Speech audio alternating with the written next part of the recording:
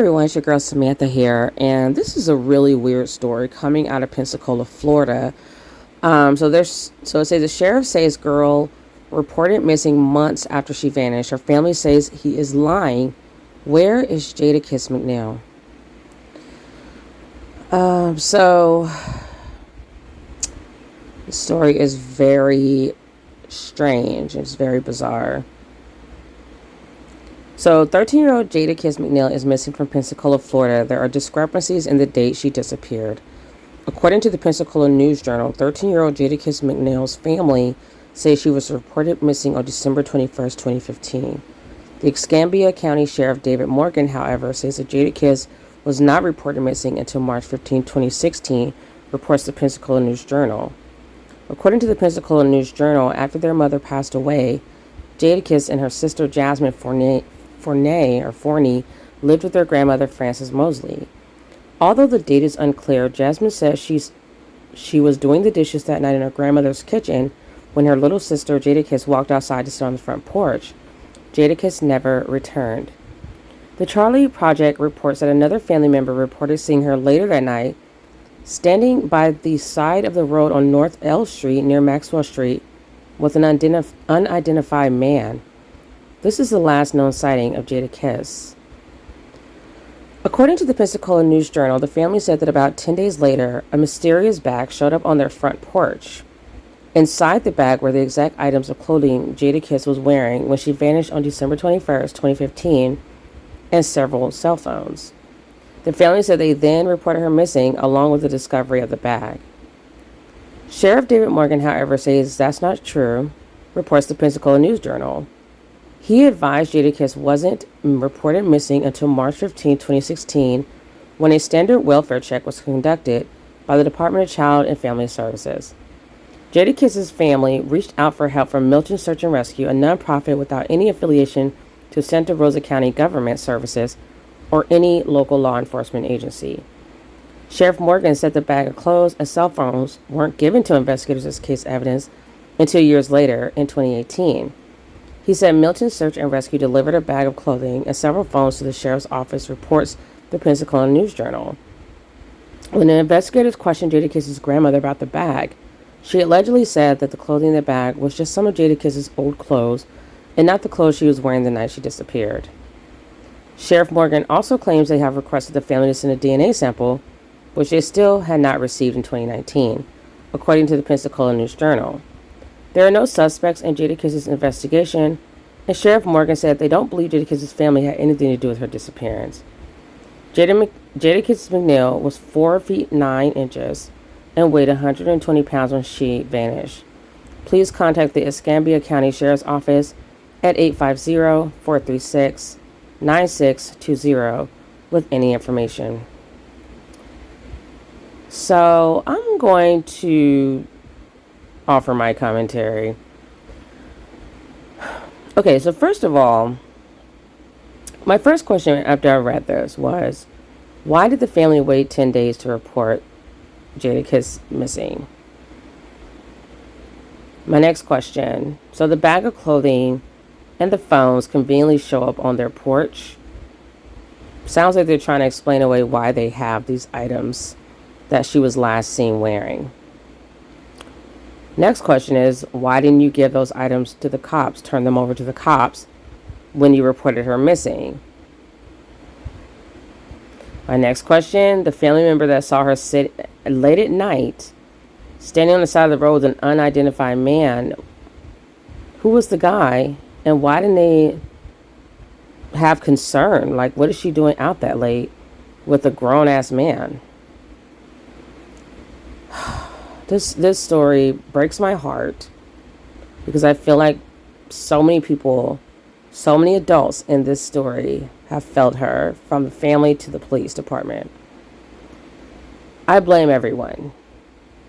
So I'm wondering, why was there a standard Department of Child Family Services check that needed to be done March 15th, 2016?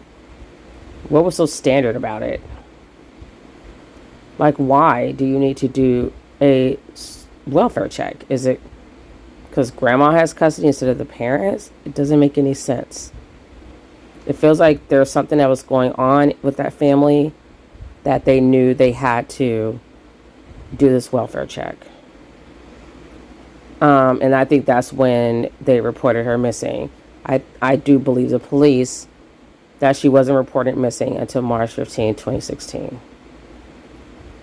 I am, however, confused why the investigators are saying they don't believe her family, Jadakiss's family, has anything to do with her disappearance when there's no suspects. Somebody killed her, or she's somewhere. So what? I just don't understand. Like, do they think she's still alive and she's a runaway? It's confusing. Then I also wonder why Sheriff Morgan said that the police department requested DNA sample from the family and still haven't received it in 2019. She's been missing now for like 4 years. So let's dig more, because you guys know I love to dig. And of course, in the comment section, everybody believes the family's involved, and I have to be inclined to agree.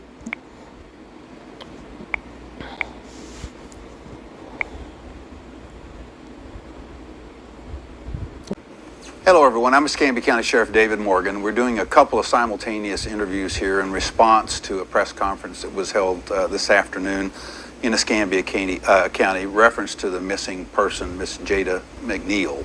And so we're going to try to answer some of those questions. We're Facebook Living, but we also have members of the media here from Channel 3 and also from the Pensacola News Journal. So we'll start out by answering questions of the media, and then I can do a timeline for you to let you know where we're actually at on this case. And so I'll open the questions to the media.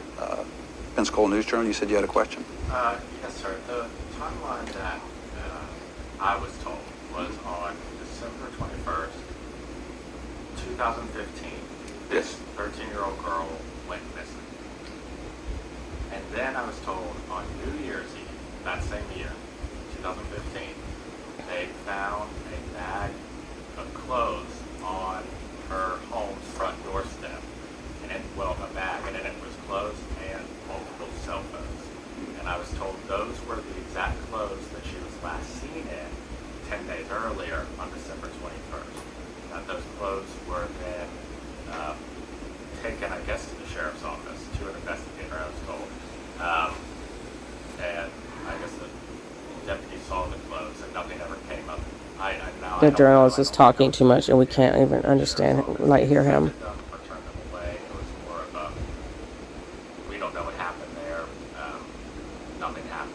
And now I just want to make sure that's the same thing, or is not true, or is true, or suggested. Well, and again, the point to trying to clear some of this up is not to be so much accusatory, but again to clear the air and get the timelines down. So I'll step through the current reports that we have to make sure that we get the timeline. Part of what you said is accurate, some of it's inaccurate. Now that's very common with people when a story is told and retold and retold and retold.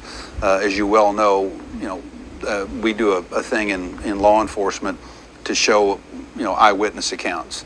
I don't know if you've ever been through this drill where you'll take 10 people from a class and we'll hand you a 3x5 card, and it normally describes an accident. That you're standing on the corner facing north of, Palafox and Garden Street, whatever it may be. You just pick a couple of streets. A blue Chevy's coming, east from the east to the west, and there's another one coming from the north to the south, and they collide in this intersection. And there's two cars, the blue Chevy and a white Ford.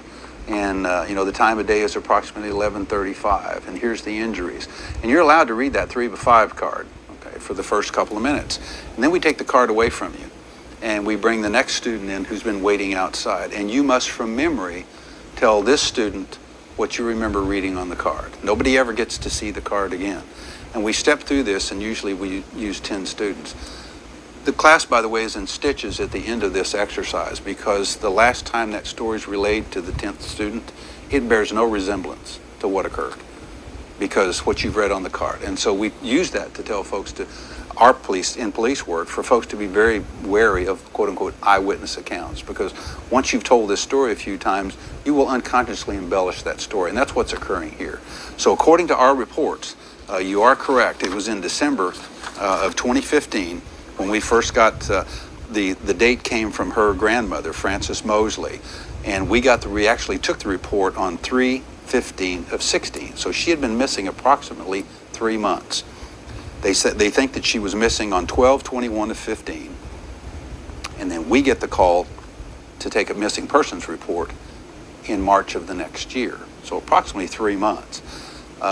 What I have been told by our investigators is that this came to us from her grandmother, Miss Frances Mosley, and this was after a visit from the Department of Child and Family Services, who were doing a welfare check on Jada.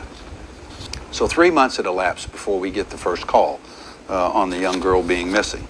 Now, what we do at that point is we do all those things that we're required, entering Jada's name, her description of who she is, age, height, weight, last known location, and that's entered into our national databases.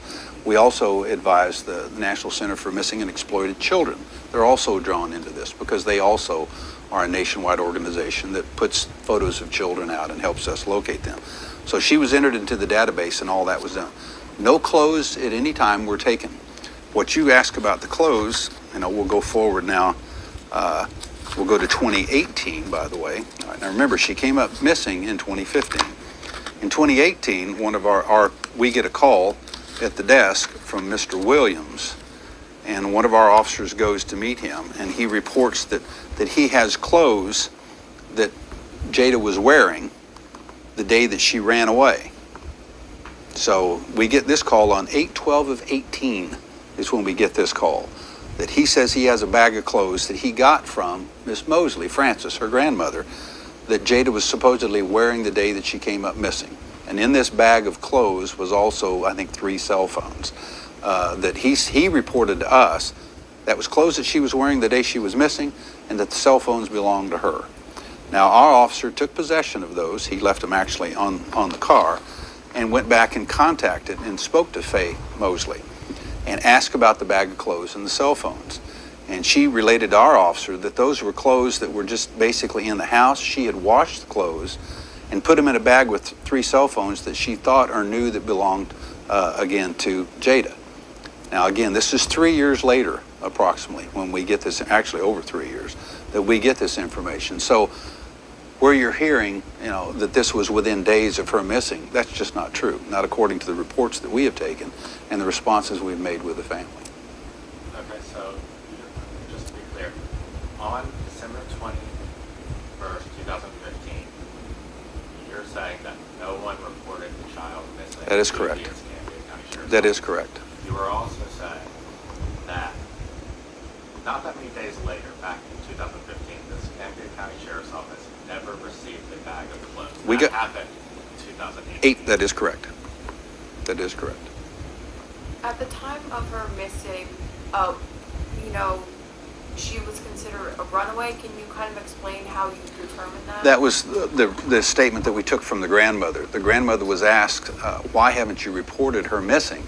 And her grandmother related to us, according to our reports, that she's a chronic runaway, that she runs away all the time, but she always comes back. And so she didn't think much about her being missing. So that's why she didn't report it. And how do you go about investigating runaway cases, just to explain to people? Well, pretty much just what I said. Now, we also will canvass neighborhoods. So what we do, let's say you called today and say your child is missing. We will go out, and depending upon the age of the child, again, the background, has your child been missing before, etc. We will also notify local areas to help us, either the Klaus Kids Foundation, many times the National Center for Missing and Exploited Children. We'll run this whole gamut if there's a sense of urgency there. In this case, with her being missing for 3 months, what am I going to look for? This is like me today. We're working a homicide case. But we know that the individual has been there for some time. Am I going to start canvassing the area today looking for witnesses? We don't know how long the body's been there, etc. And so the case was cold to begin with. So in this case, you literally run what we call a checklist. What do I do here on getting her on databases? last known locations. Did we get any reports from teachers? Even our folks in Crime Stoppers, will review some of their material. Did we get any calls on a missing child? Did you see her anytime around that time frame? It's sadly, you're so far behind the power curve on that. About the only thing you can do is just step through a checklist. The case is cold.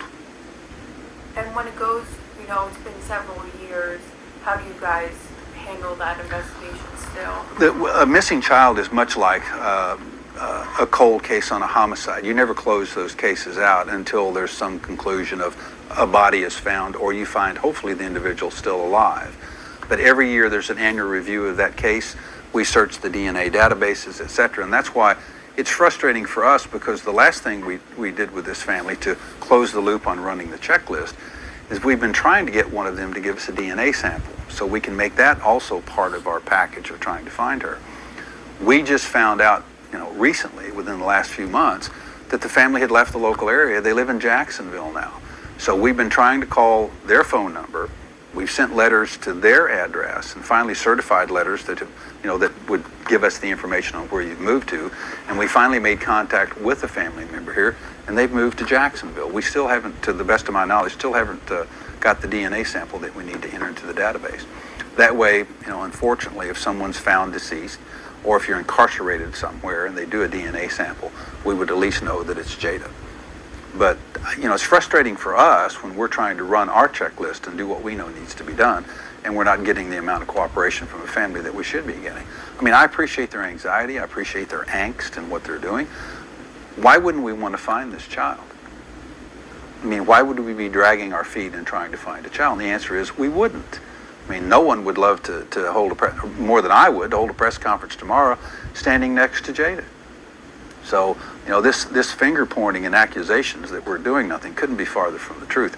I'm not sure what the motivations are of some people, especially Mr. Williams, but they're wholly and totally wrong. And when you refer to Mr. Williams, that is the gentleman associated with the search and rescue. Yes, and I want to be clear, he has no standing in this matter. He's not a law enforcement agency. He's a member of the family. He has no legal standing as far as us dealing with him, if you will. And so far, information that he's brought us is proven to be wrong. I'm chasing a shadow here. He gives one of my officers a bag of clothes and says, these are the clothes she was wearing when she came up missing. Well, when we run that lead down, we find out, no, that wasn't true. So, if you're going to help me, help me. You're not helping me by giving me misinformation. I know back a few years ago there were ideas that she may have gone through Louisiana or to Nevada. I don't know what you can say about that. We're trying to find out where that came from. I don't have any information so far in the records that I've read, so I'm not sure where that came from. I could say she's in Mississippi or California, but unless we've got an eyewitness account or someone who has, again, seen her, made contact with her, found out who she is and where she's from, or did she make a phone call from there? I'm not sure where that information came from. I don't have anything right now that I can confirm that for you. In the report, I don't know if this is reported, but are there records of the investigator assigned to the case speaking with the family over the past 3 years, or do you record incidents where the family would have reached out, as in they reached out on a blank date, but there's nothing to tell them? There would be, and normally what we do with those cases on a cold case from her grandmother, Frances Mosley, and we actually took the report on 3/15/16. So she had been missing approximately 3 months information. So Grandmother said a runaway. Now what would it be processed? she's just a missing person. And again, she will be in a cold case, if you will, until we get final confirmation on what did finally happen to Jada. We hope to find that, maybe she had contact with law enforcement someplace else, and we may get a DNA sample hit on her. We hope so. The worst that we worry about is that, again, some harm came to her. But we can't confirm that now either. How often is it, say, she was initially a runaway, that 3 years later they haven't been found? She will always be classified as that, as a missing person, a juvenile runaway. That will always be, how did the case initiate? That was how it was initiated. Is that common? Yes, very common. That's how you do it.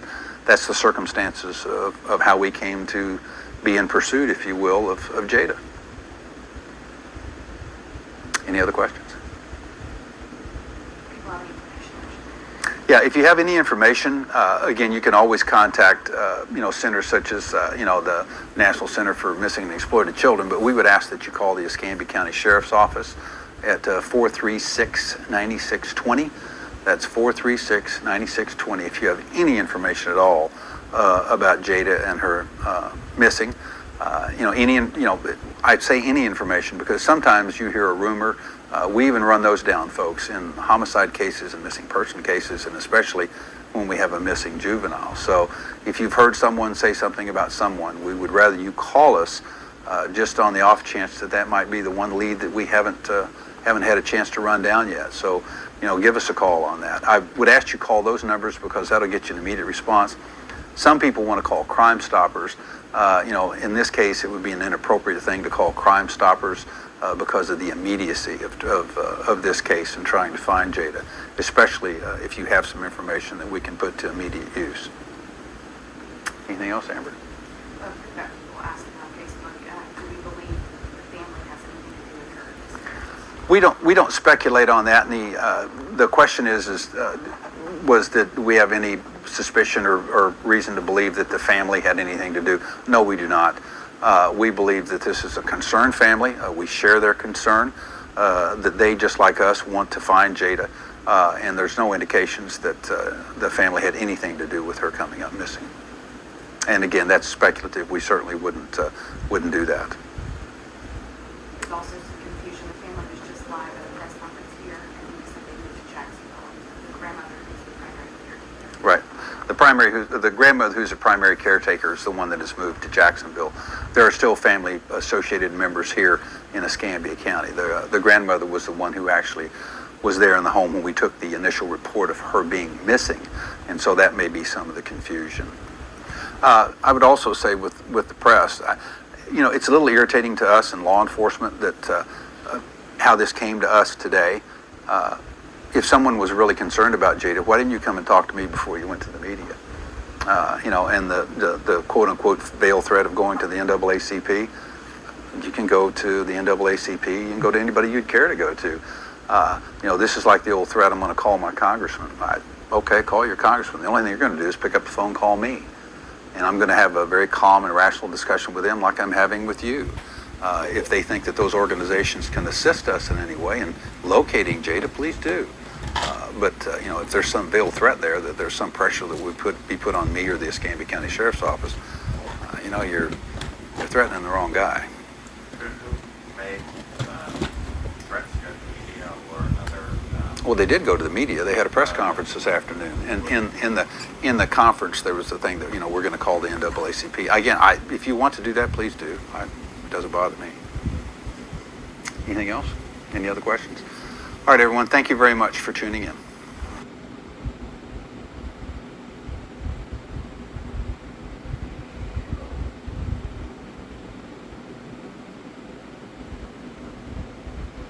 So that was a good press conference, I think. I think the sheriff was, I think his name was Sheriff Morgan, was very, yes. I think he was very forthcoming and very straightforward about the information that they currently have at the police department. I didn't know that she was being classified as a runaway, and I don't really know what to say about her grandmother saying she's a chronic runaway, and that's why they did not originally report her missing. I kind of I felt like that might be the case, which is why they waited 10 days until they got her clothing and the 3 cell phones. I also think it's interesting, like, why didn't they, why does she have 3 cell phones? Like, why is that normal? How's she paying for 3 cell phones at 13 years old? But it's like so many questions. So, yeah. Just have to keep looking, keep asking these questions, keep searching for her. and pray that she has not met any fatal harm. Which is really heartbreaking. So here's a story here.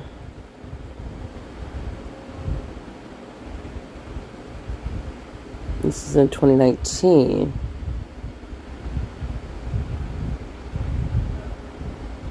This is one of the most recent articles that I've seen.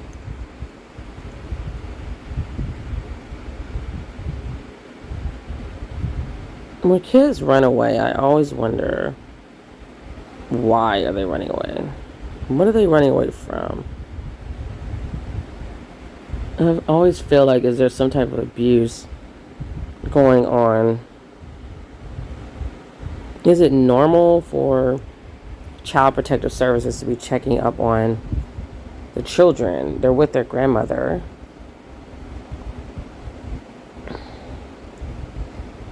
On this one, it says 2 days after she went missing, her clothes and cell phone turned up, and the other one said 10 days.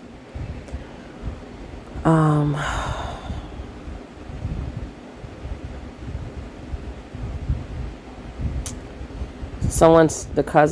cousin, Jada's cousin, said nobody knows how it feels to be on a goose chase, saying they've seen Jada, and we get there and there's no Jada, or there was never a Jada, said Jada's cousin.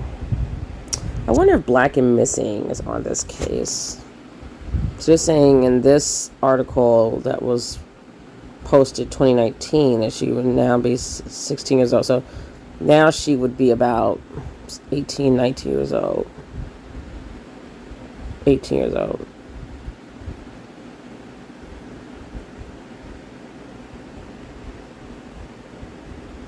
It's really heartbreaking. I wish they would get that DNA to the police department so they can run her DNA. Okay, so here's another updated article. In 2020, the grandmother is pleading for her help finding the missing Pensacola girl, her granddaughter. I need you, I love you. So the family of a girl who's been missing for more than 4 years has faith she will return to them. Jadakiss, also known as Jada McNeal's 18th birthday, is Friday, July 17th. She was last seen near North L Street and West Maxwell Street when she was just 13 years old. I need you, I love you, and we all miss you, Jada's grandmother, Faye Mosley, said. McNeal was living with Mosley at the time, just a couple of months after Jada's mother had died. Mosley is afraid her granddaughter might be in danger because she said Jada would never go this long and never call anyone in the family. She says out there and doesn't want to call none of us. I just can't believe that because in my heart, I believe Jada would call if she had to call one of her sisters or them and say, I'm all right or something, Mosley said. So Jada was last seen December 21st, 2015, and Mosley just wants to know she's okay. At night, I think about her and everything going on, it's just too much. It's just too much, and I haven't heard nothing, she says. Stephen Williams with Milton Search and Rescue has been by Mosley's side for 2 years, working to try and find Jada. We need everyone to share this on social media to continue to keep her name and face out there, Williams said. You're asked to call the Escambia County Sheriff's Office if you know where Jada McNeal is. And one more question I had, I think the sister knows something. The older sister who was washing the dishes. I wonder if she knows something.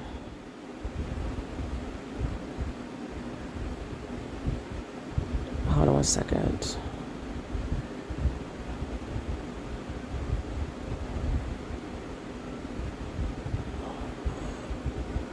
Is this her?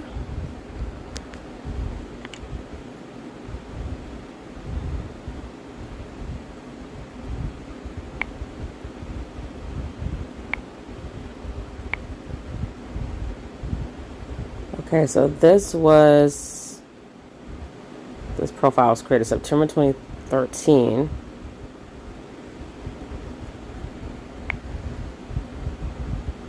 Only has 2 followers and is following 24 people. All the people that's being followed are like music. It's in the music industry for the most part. Okay.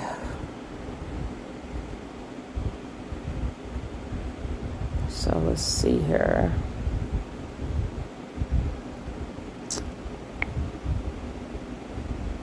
I can't push it up because I don't know where it is.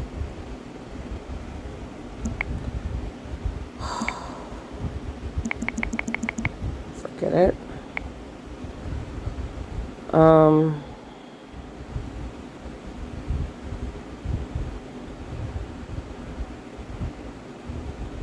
Somebody knows where this girl is.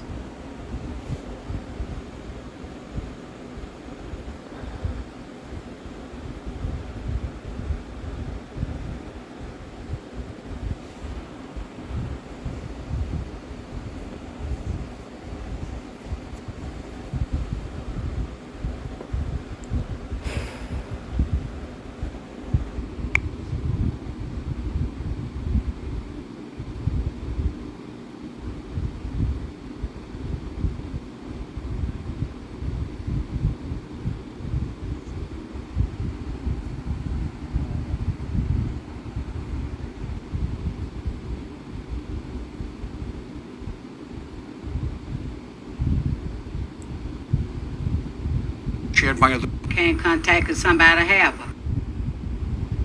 this holiday season. It has been 4 years since a teenage girl disappeared without a trace from her Escambia County home. The family hopes keeping her story alive will provide the lead investigators some information to help bring her home. The holidays are a painful reminder.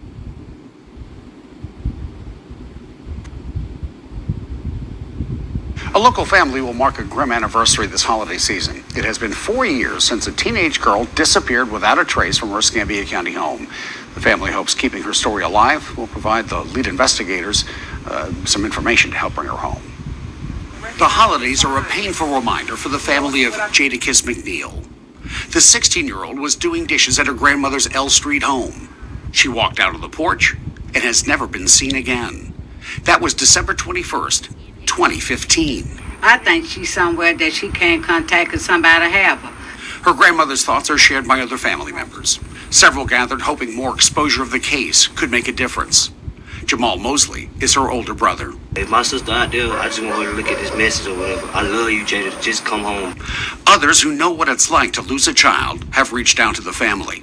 Cindy Martin lost her son to gun violence in 2012. I think it should be more conversation, especially in our Black community, amongst the organizations. They say the case remains active and have conducted 17 interviews in 7 jurisdictions on it just this year. We still have it picture up to now in the mosque, and we're still also concerned about it, and we're still praying that God will show us the result of this effort. Hey you guys, so let me know what you think about this story. It's very sad. Make sure to like, share, and subscribe to get the word out so we can try to find this girl who will probably be about 18 right now. Her name is Jadakiss McNeal. And let's try to bring her family some justice, some closure, and hopefully bring her home. Peace.